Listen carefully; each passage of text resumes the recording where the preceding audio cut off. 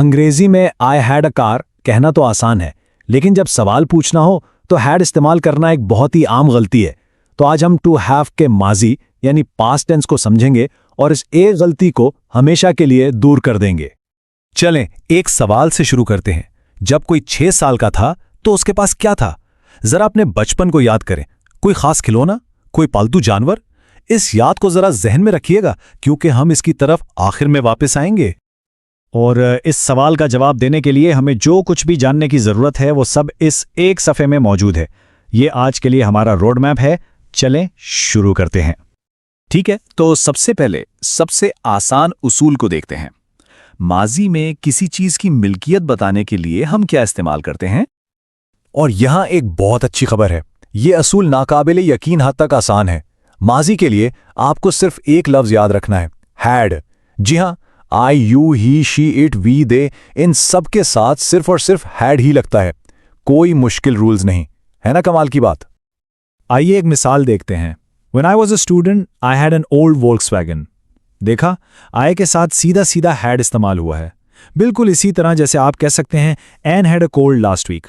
Positive जुमलों यानी positive sentences के लिए ये बस इतना ही आसान है। पॉजिटिव सेंटेंसेस तो बहुत आसान थे, लेकिन अब आते हैं उस हिस्से पर जहां अक्सर लोग गलती करते हैं, सवालात और मनफी जुमले। यहां हमारा एक जादुई मददगार लफ्ज है, डिड, और ये सब कुछ बदल देता है। अब जरा इस तब्दीली पर गौर करें। मुस्बत जुमला है, क्लारा हैड अ कोल्ड।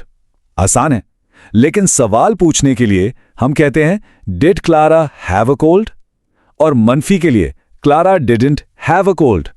आपने नोटिस किया कि क्या हुआ? जैसे ही डिड या डिडंट जुमले में दाखिल हुए, हैड गायब हो गया और इसकी जगह उसकी असल शक्ल हैव ने ले ली।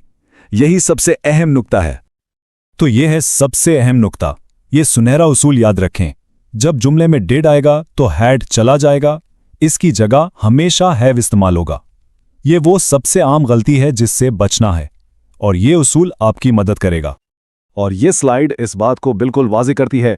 डिड क्लारा हैव ये बिल्कुल दुरुस्त है, लेकिन डिड क्लारा हैड ये गलत है। याद रखें, डिड ने पहले ही माजी का काम कर दिया है, इसलिए हमें हैड की जरूरत नहीं। डिड के साथ हमेशा हैव इस्तेमाल करें। बहुत अच्छा। अब जबकि हमने उसूल सीख लिए हैं, तो अब वक्त है इन्हें आजमाने का। चलें कुछ मशक करते हैं।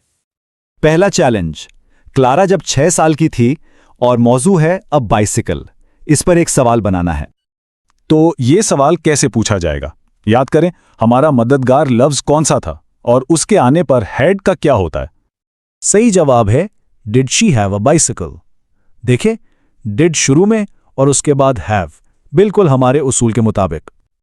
अगला चैलेंज। मौजू है अ डॉग और इस बार हमें एक मनफी जुमला बनाना है।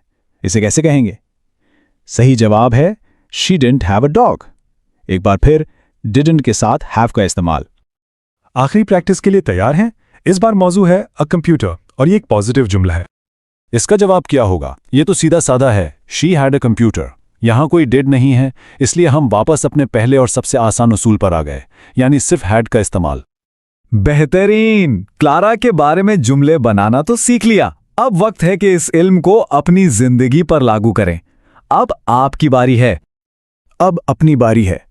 जरा सोचें, जब कोई 6 साल का था उस वक्त में वापस जाएं। आई हैड और आई डिडंट हैव के इस्तेमाल करके अपने बारे में सोचें। जैसे आई हैड रेड बाइसाइकिल या I didn't have a video game console. तो चलें अपने सबसे पहले सवाल पर वापस चलते हैं, लेकिन एक छोटे से फर्क के साथ। जब कोई 6 साल का था तो उसके पास क्या नहीं था? इस सवाल का जवाब देकर आज जो सबसे अहम उसूल सीखा है, यानी डिडंट हैव का इस्तेमाल, उसे फौरन अमली तौर पर इस्तेमाल कर लिया गया है। यही जबान सीखने का बेहतरीन तरीका है।